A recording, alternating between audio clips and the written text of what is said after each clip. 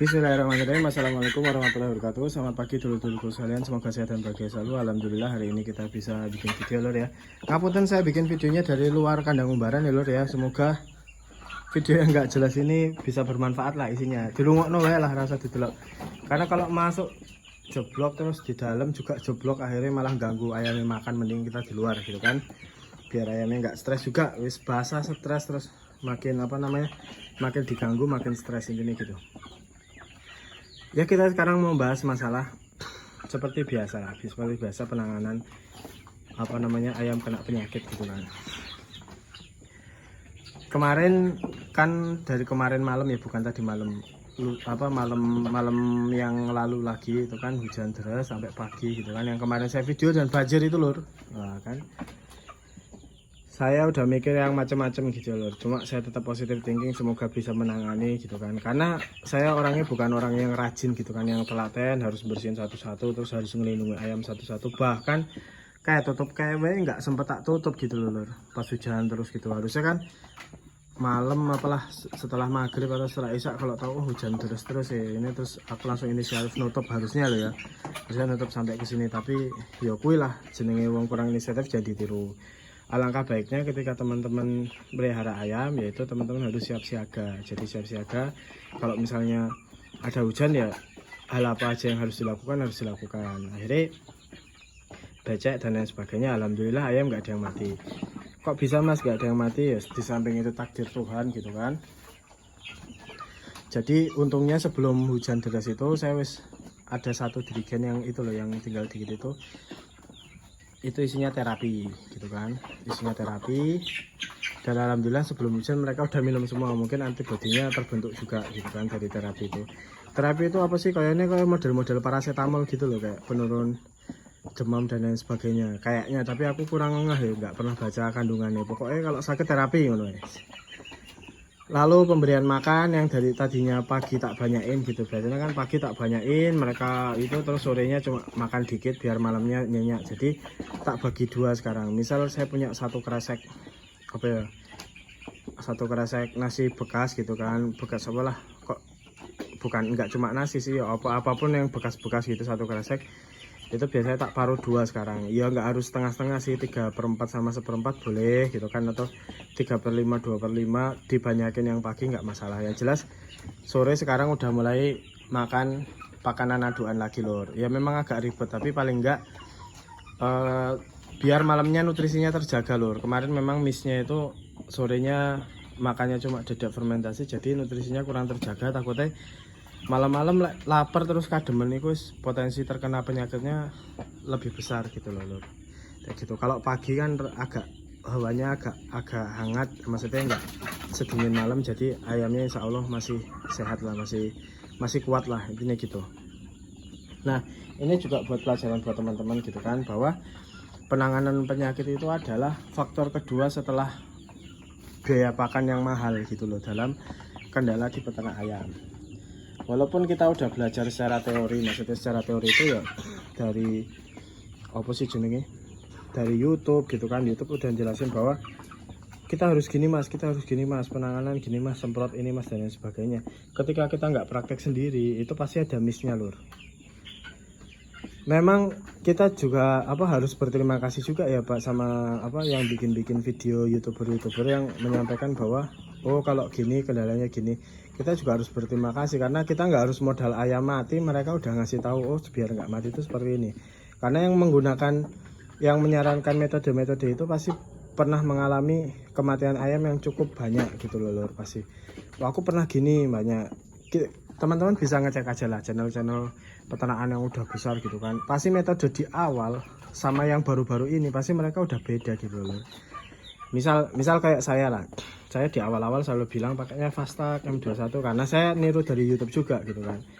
Memang tertekan, maksudnya tingkat kematiannya menekan, bagus sekali. Cuma itu nggak bisa selamanya kita gunakan gitu loh. Karena kita akan ada trial dan error gitu kan. Karena gini, pakai Sanivir Plus harganya mahal. Fastag di daerah tertentu udah nggak dijual lagi karena pestisidanya udah ganti lagi gitu kan.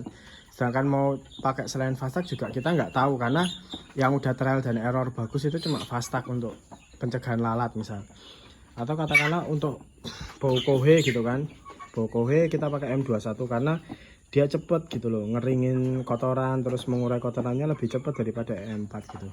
Sedangkan di beberapa daerah M21 udah jarang dipakai gitu loh lur, intinya gitu.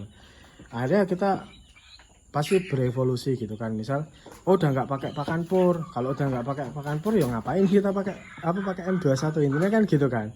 Karena kan M21 mengurai yaitu tadi kan kotoran yang masih isinya masih ada apa sih jenenge, menurutku masih ada amoniaknya, terus terurai, terus jadi nggak terlalu bau, intinya gitu, mengurai amoniak kan. Kalau misalnya pakannya teman-teman wis nasi bekas terus campur dedek diaduk atau sayur-sayuran atau ya nggak ada purnya lah, nggak ada konsentrat, nggak ada pur gitu ya, insya Allah masih anu lah, baunya nggak terlalu menyengat kayak bau amoniak. Bau pasti bau lur, kalau bilang oh menekan bau enggak, amoniak cuma amoniak itu baunya lebih apa menusuk hidung gitu loh lur, maksudnya baunya mengganggu gitu loh, walaupun bau teletong ayam yang makan nasi pun mengganggu, tapi kan ya amoniak lebih itu ya gitu. Nah sekarang kita mau saranin lah, terus piye mas cara mengatasi penyakit yang paling bagus ya, di samping tips-tips dari teman-teman yang udah bikin video dan udah bertahan lama. Teman-teman yang mau mulai usaha ayam, ini ada cara yang simple lah, apalagi ayam kampung ya, khusus ayam kampung ya lur, chopper ya dan lain-lain aku nggak ngerti gitu. Jadi silakan teman-teman bikin apa, beli utuhan gitulah di tetangga-tetangga gitu kan, kalau bisa jumlahnya 20 atau 30 ekor, terus bikin kotaan aja, kotaan gini lah, ini pakai triplek, bikin kotaan terus ya wis dibesarin lah 1 bulan. Habis itu teman-teman juga nyiapin tempat gini, ini sebenarnya 2x2 juga cukup buat 30 ekor ayam gitu kan. Ini kan 2,5 kali 3 paling ya, iya 2,5 kali 3, hampir 3 kali 3 ini loh, hampir kan ya, hampir 3 kali 3 itu. Jadi nanti kalau udah 1 bulan masukkan ke sini. Nah mulai beternaknya itu diusahakan ya 1-2 bulan sebelum pancaroba atau sebelum akhir musim, misal paling bagus ya sebelum akhir musim kemarau sih lor. Karena apa, karena kalau pas musim penghujan kan akhir musim kemarau sebelum musim kemarau itu kan penghujannya nemen kayak sekarang ini kan. Jadi teman-teman bisa ngerti, oh kalau ayam kedinginan diapain. Itu 20-30 ekor itu jangan berharap teman-teman untung dulu. Jadi itu buat trial dan error teman-teman. Trial error gimana mas? Yo kalau misalnya dari 20 bisa utuh berarti teman-teman udah tahu cara penanganannya. Walaupun ke depan penyakit kita nggak ada yang bisa nebak, tapi paling enggak dari situ kita belajar gitu loh. Belajar bahwa oh dari 20 ekor ini perlakuannya harus gini gitu. Silahkan teman-teman tiru aja di YouTube, misal harus disemprot ini, harus pakai sekam yang gini, atau kadang ada yang harus sekamnya sekam bakar dicampur sama sekam biasa, terus ini ditiru dulu aja semuanya, nanti teman-teman baru ngerti lah. 20 ekor ayam sangat cukup sekali gitu loh. Syukur-syukur kalau 20 ekor itu sampai hidup setelah musim kemarau yang dedeknya udah langka dan masih hidup gitu kan, itu jadi nilai plus gitu kan. Syukur-syukur sampai besar, sampai jadi babon sama jago, terus bisa dijadikan indukan.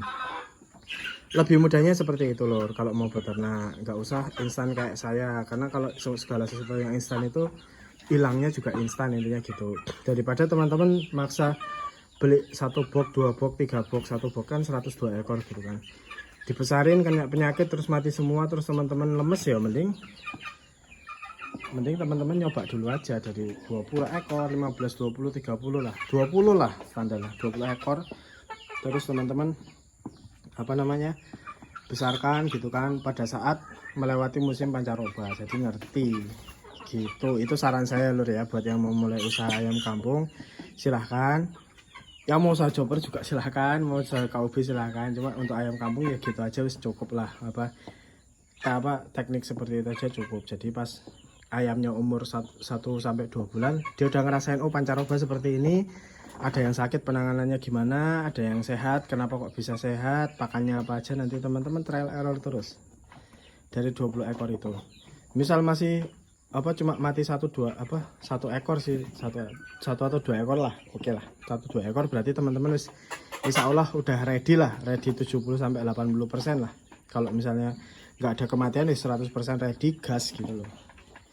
Ya lor ya, informasi dari saya, bila ada salah kata mohon maaf. Wassalamualaikum warahmatullahi wabarakatuh.